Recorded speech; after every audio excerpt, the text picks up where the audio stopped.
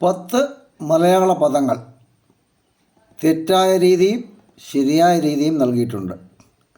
സായും തായും ചേർന്നതാണോ ശരി, സായും ധായും ചേർന്നതാണോ ശരി എന്നാണ് നിങ്ങൾ നോക്കേണ്ടത്.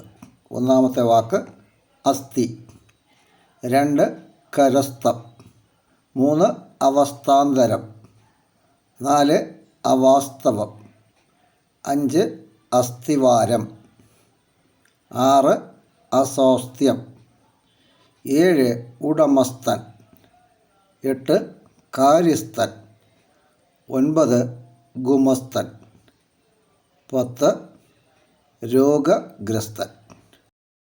അപ്പോൾ ഈ 10 വാക്കുകളിൽ നിങ്ങൾ ശ്രദ്ധിക്കേണ്ട ഒരു കാര്യം, ശരിയായ വാക്കിൽ സായും തായുമാണോ സായും ധായുമാണോ വരേണ്ടതെന്നാണ്.